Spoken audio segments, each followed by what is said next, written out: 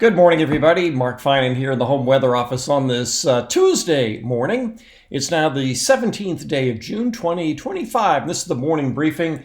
And looking out the window from the home weather office, it's a beautiful morning, clear sky, not much in the way of a wind. Temperatures right now are pretty comfortable, but it is going to be warmer today and again during the day tomorrow. And tomorrow we still think temperatures will be in that range of upper 90s with some spots around 100 degrees. I'll get more into that. I'm also going to talk a little bit about the foothills and microclimates a little bit. If you're ready for a deep dive about foothill weather, stay tuned. Let's start with if I can show you one picture to describe the difference for today, it's this one right here. The morning satellite. Look along the coast.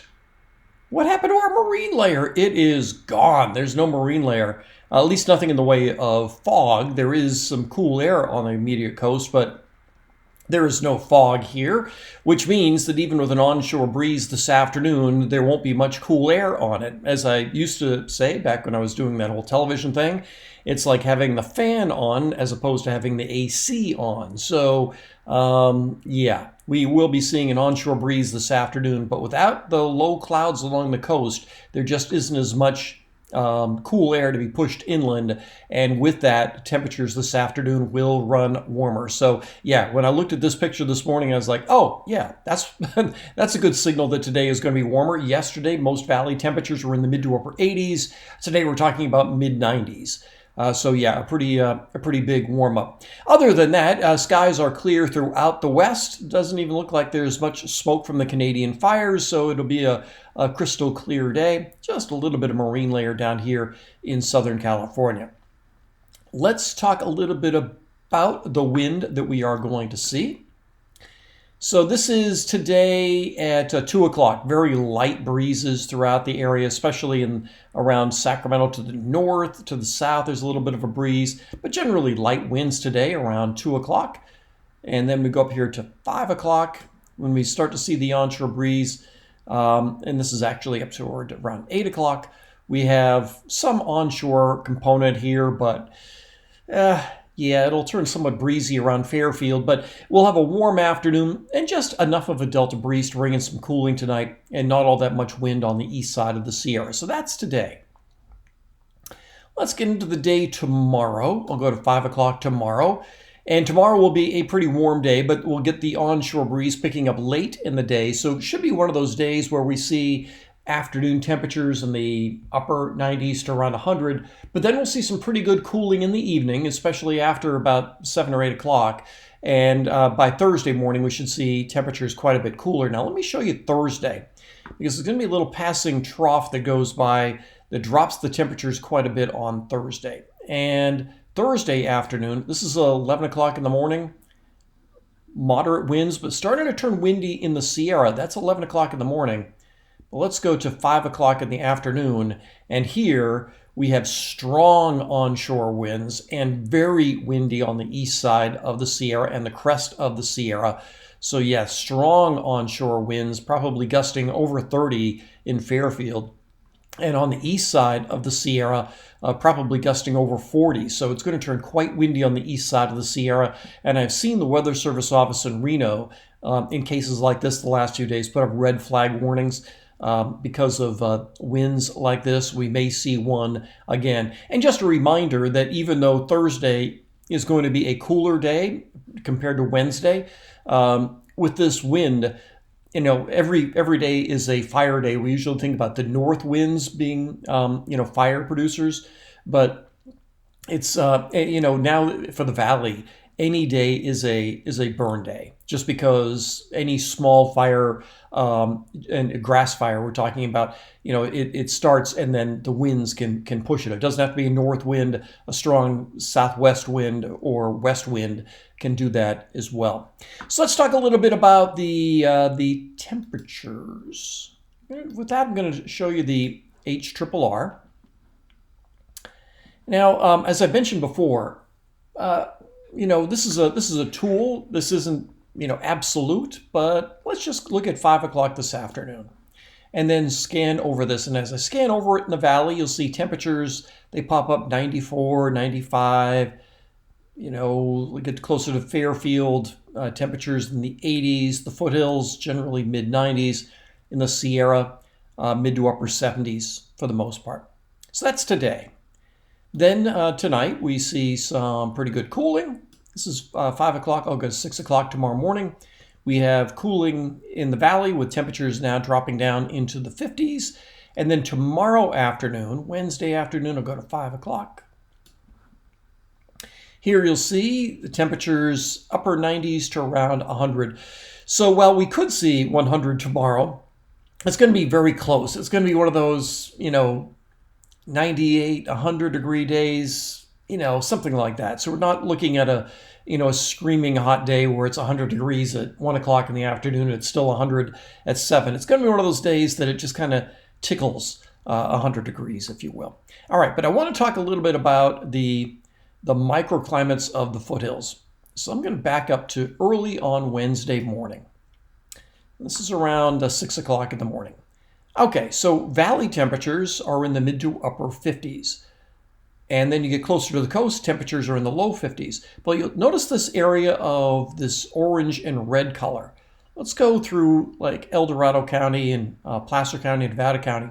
Look at these temperatures popping up here in the 60s to around 70 degrees. For those of you in the foothills, you know this very well, that during the summer months, the temperatures stay very warm in the foothills. We get a classic inversion going on here where the valley is cooler than the foothills. But it's even more detailed than that. And this is what used to drive me nuts when we were forecasting temperatures. If you were watching on TV, you'd say, oh, in Grass Valley, we're going to see a high of 90, an overnight low of 58. Or, in Placerville, a low of 62 and a high of 95, something like that. Knowing full well that the overnight low especially really cannot be pinpointed down to a degree in the foothills. Let me explain. For that, I'm just going to go to Google Earth, and I'm just going to use Placerville as an example. So here's downtown Placerville. Now, the airport is up here, and that's where the official temperatures are taken, and that's on the high side of town. And there are people that live in Placerville and might live up here on Highway 49 on the south side of town. They're in Placerville.